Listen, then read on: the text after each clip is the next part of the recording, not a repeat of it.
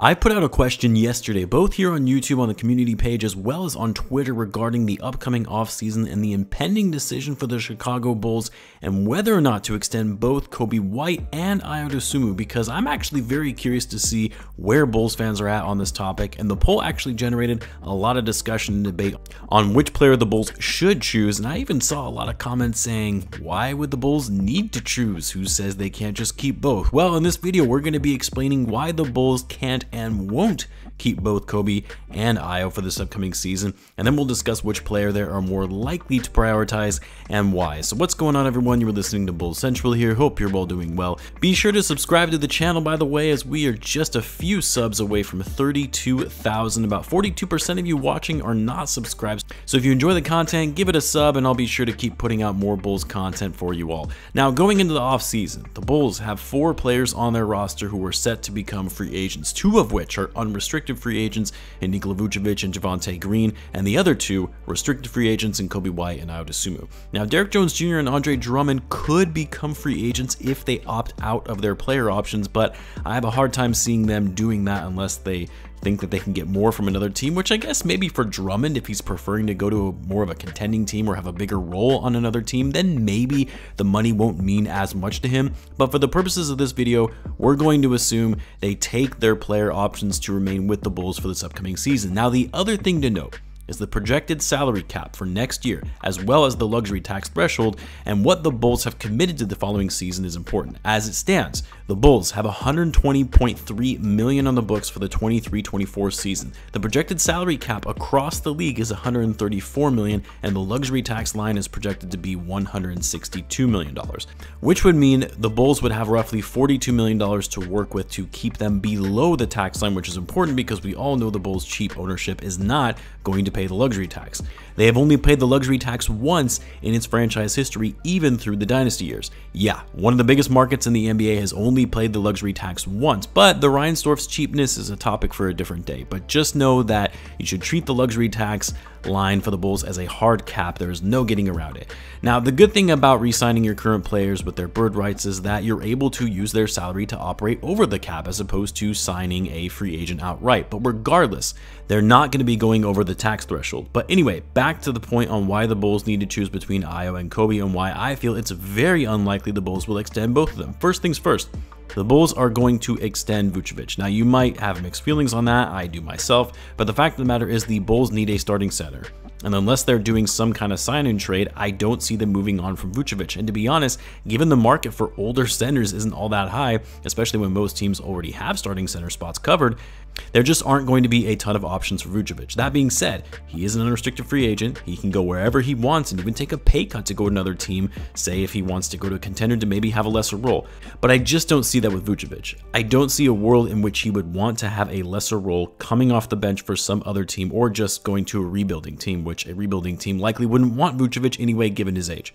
So I think it's most likely a situation in which Vuce and the Bulls almost realize they don't have a ton of options and are just going to have to re-up on a shorter term deal. Now, it's been reported that Vucevic and the Bulls could be in talks anywhere as high as 2 years, $40 million, so $20 million a year. I think that's probably a little too high. I think they'll be able to retain Vucevic on something closer to 2 years, $36 million, which might be an overpay, but you also have to consider the market, the salary cap going up, and also the fact that Vucevic, he's no scrub. Dude is still one of the leaders in the league in double-doubles and rebounding and can shoot it from outside on a decent clip. He's a good center in the NBA, even if he maybe hasn't panned out as much as Bulls fans thought that he would.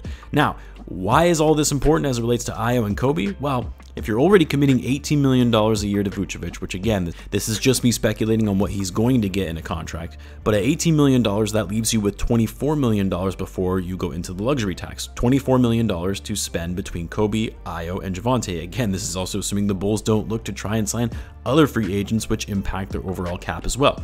Now, the question is, what is the market for Coby White and Ayo Dosunmu, who are both restricted free agents, meaning they can get offers from other teams and the Bulls can match said offers in order to retain them? For Coby White, I know a lot of people are saying he isn't going to get more than $12 million a year. which would only be $2 million over the qualifying offer the Bulls can give him.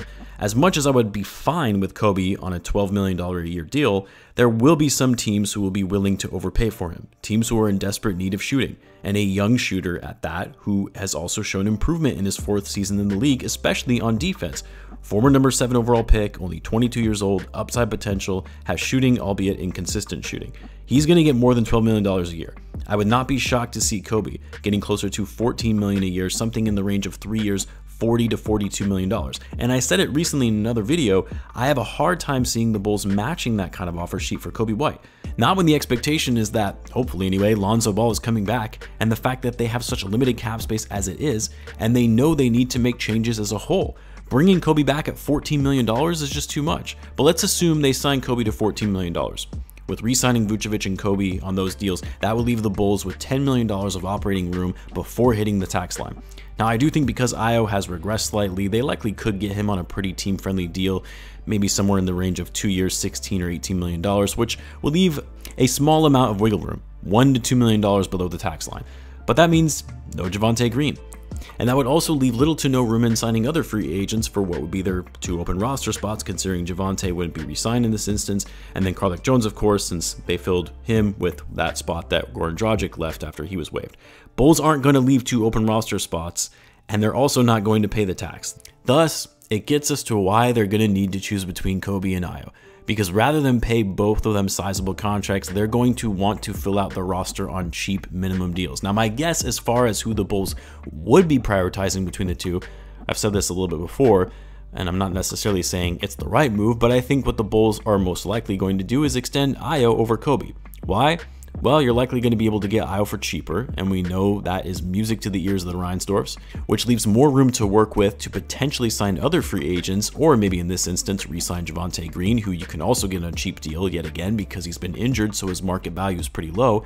And then with Ayo being from Chicago, makes for a better story, the fans love him, and then also keep in mind that Ayo is one of the few picks from the new regime, while Coby remains the only player from the old Garpax era aside from Zach Lavine, of course. Coby has been involved in trade rumors for a while now, dating all the way back to last season, and look, more importantly, the money aspect of all of this aside, the Bulls don't need more guards. Now, some of this is assuming Lonzo Ball is coming back healthy, which I know is some big time hopium because we were literally saying the same thing towards the end of last season, saying that he would be available to start. But hopefully, if Lonzo is back, you already have him, Lavine, Caruso. You're not going to also need Coby and Ayo.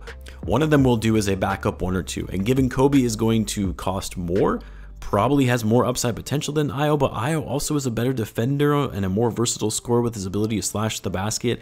I see more two-way potential coming from Ayo, even though yes, Coby has improved his defense overall. It's not to the level of Ayo's. Now, when I asked you guys who you would choose between re-signing Coby and Ayo, I was a little surprised by the results. As you can see on the community page, nearly 70% of you preferred Ayo in a 56-44 split in favor of Ayo on Twitter as well. I guess the Twitter results I wasn't as surprised with. I really did think that this was going to be more of a 50-50 split between them with how you all are feeling, because while I get the somewhat Ayo bias of him being from Chicago, you can't deny Coby has improved a lot of aspects of his game and arguably has a higher ceiling than someone like Ayo.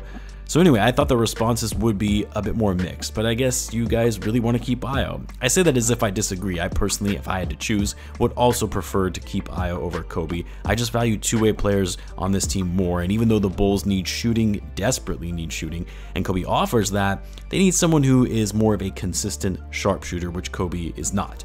Anyway, those are my thoughts on the matter. Let me know in the comments what you guys think. Do you think there is a world where the Bulls could potentially keep all three of Vucevic, Ayo, and Coby and still remain below the tax line?